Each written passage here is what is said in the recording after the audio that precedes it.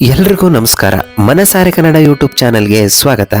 ಯಾರೆಲ್ಲ ನಮ್ಮ ಚಾನಲ್ನ ಫಸ್ಟ್ ಟೈಮ್ ನೋಡ್ತಾ ಇದ್ದೀರೋ ಈಗಲೇ ಸಬ್ಸ್ಕ್ರೈಬ್ ಮಾಡಿ, ಹಾಗೆ ಪಕ್ಕದಲ್ಲಿರೋ ಬೆಲ್ ಬಟನ್ ಒತ್ತಿ.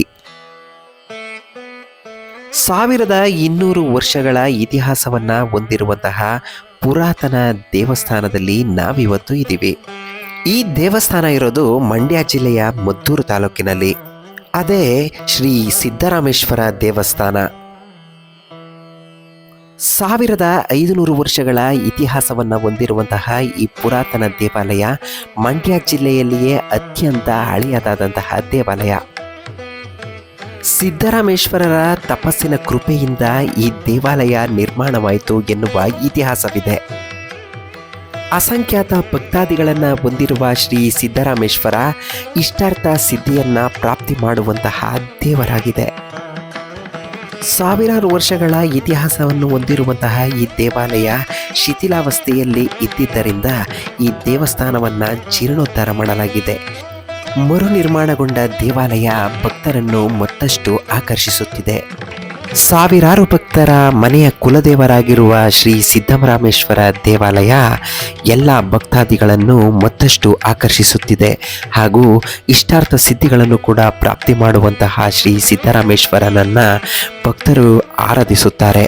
ಹಾಗೂ ಹೆಚ್ಚಿನ ಸಂಖ್ಯೆಯಲ್ಲಿ ಬಂದು ಸಿದ್ದರಾಮೇಶ್ವರರ ಕೃಪೆಗೆ ಪಾತ್ರರಾಗುತ್ತಾರೆ.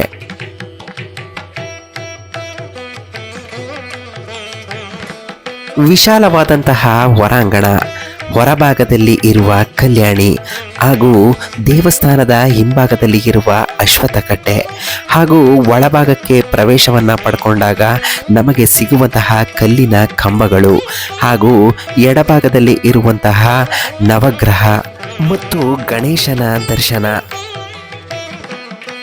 ಸಂಪೂರ್ಣವಾಗಿ ಕಲ್ಲಿನಿಂದ ನಿರ್ಮಾಣವಾಗಿರುವಂತಹ ದೇವಸ್ಥಾನ.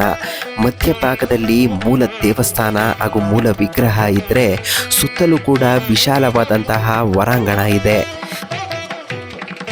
ನಂಬಿದ ಭಕ್ತಾದಿಗಳನ್ನು ಶ್ರೀ ಸಿದ್ದರಾಮೇಶ್ವರ ಎಂದಿಗೂ ಕೈಬಿಟ್ಟಿಲ್ಲ. ಹಾಗಾಗಿ ಅಸಂಖ್ಯಾತ ಭಕ್ತರು ದೇವರ ಕೃಪೆಗೆ ಪಾತ್ರರಾಗಿದ್ದಾರೆ.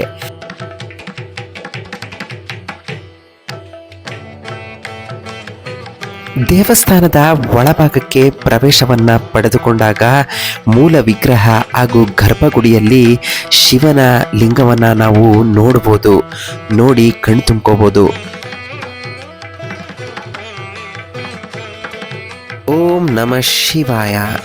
ಇನ್ನು ನಾವು ಈ ದೇವಸ್ಥಾನಕ್ಕೆ ಹೋಗಬೇಕು ಅಂತಂದರೆ ಮೈಸೂರು ಟು ಬೆಂಗಳೂರು ಹೈವೇಯಲ್ಲಿ ನಾವು ಮದ್ದೂರಿನಿಂದ ನಾವು ಈ ದೇವಸ್ಥಾನಕ್ಕೆ ಹೋಗಬೇಕಾಗತ್ತೆ.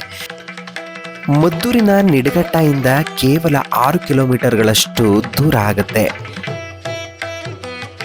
ಹಚ್ಚ ಹಸಿರಿನಿಂದ ಕೂಡಿದ ಸುಂದರ ಪರಿಸರದ ನಡುವೆ ಶ್ರೀ ಸಿದ್ದರಾಮೇಶ್ವರ ದೇವಾಲಯ ಇರೋದರಿಂದ ಶಾಂತಿ ಮತ್ತು ನೆಮ್ಮದಿಯಿಂದ ದೇವರ ದರ್ಶನವನ್ನು ಪಡೆದುಕೊಳ್ಳಬಹುದು.